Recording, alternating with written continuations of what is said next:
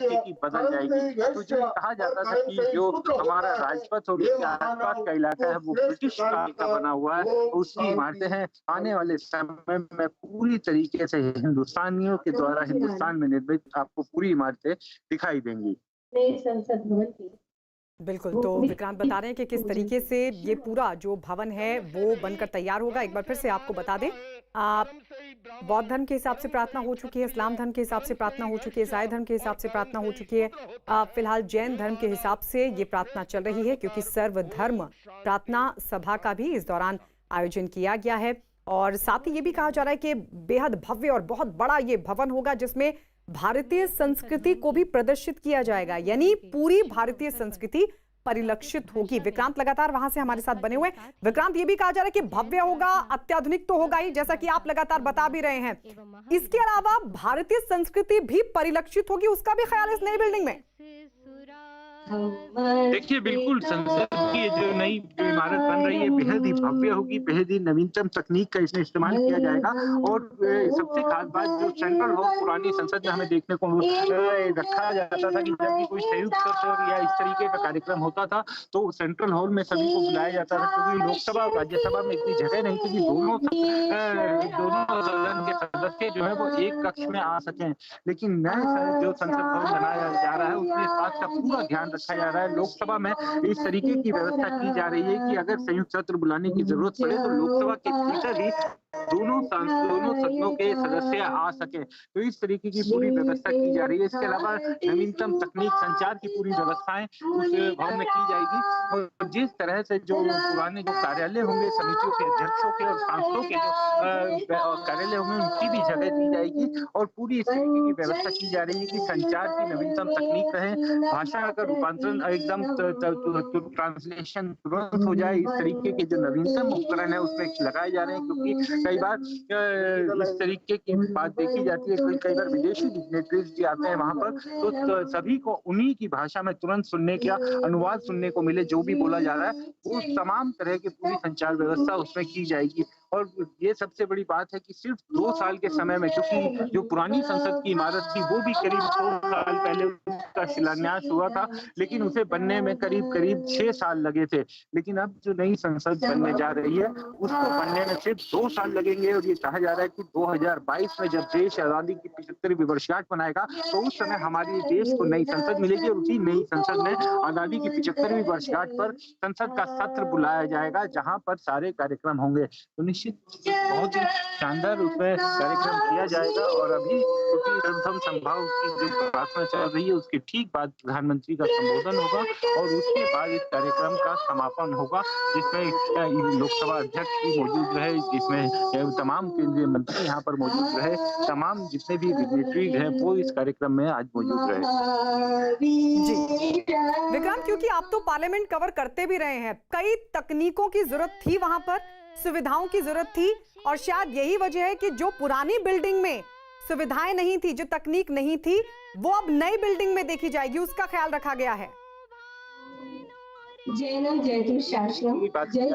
संसद की पुरानी इमारत थी उसमें, क्योंकि 100 साल पुरानी वो इमारत थी और समय के साथ कई तरह की नई जरूरतें सामने आने लगी थी, संसद की जगह जो थी वो कम पड़ने लगी थी और जो जिस तरीके की सुविधाएं थी वो 100 साल पहले बनाई गई थी, उसमें समय समय से हालांकि परिवर्तन किया गया, लेकिन आज की जो वर्तमान जरूरतें हैं उसके मुताबिक उसे पूरी तरीके से संतुष्ट नहीं कर पा रहे थे, जिसके लिए लंबे समय से जरूरत महसूस की जा रही थी।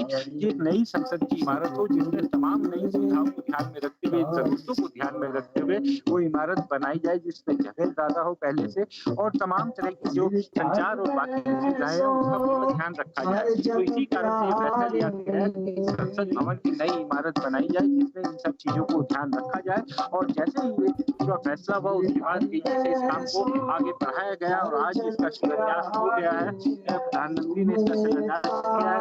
उम्मीद ये की जा रही है कि अब अगले 2 साल के भीतर ये टारगेट रखा गया है 2022, 2020 अभी चल रहा है और 2022 36वीं वर्षगांठ मनाएगा पूरा देश, शानदार तरीके से उस पर पूरा आनंदित होगा। उस समय संसद का जो सत्र है वो नई संसद में बुलाया जाए, तो इससे ज्यादा ऐतिहासिक कुछ नहीं हो सकता, क्योंकि संसद की जो प्राचीन बिल्डिंग थी, प्राचीन इमारत थी, वो ब्रिटिश काल में बनी हुई थी, लेकिन जो आजादी की 75वीं वर्षगांठ के बाद जब हम अपनी वर्षगांठ मनाएंगे, तो वो जिस संसद भवन में होगा, वो तरीके से हिंदुस्तानी इमारत होगी, हिंदुस्तानियों के द्वारा बनाई गई होगी, हमारी अपनी इमारत होगी। हालांकि पिछली इमारत को बनाने में 6 साल का समय लग गया था, लेकिन इस बार पूरा टारगेट रखा गया है कि सिर्फ 2 साल के भीतर ये पिछली संसद से जो बड़ी संसद की बिल्डिंग होगी, पहले की जो बड़ी पुरानी अभी की जो वर्तमान संसद है उसकी इमारत गोलाकार है, लेकिन इस बार जो नई संसद बन रही है वो त्रिकोणीय इमारत है, वो जो वर्तमान संसद से ज्यादा है, ज्यादा कार्य है,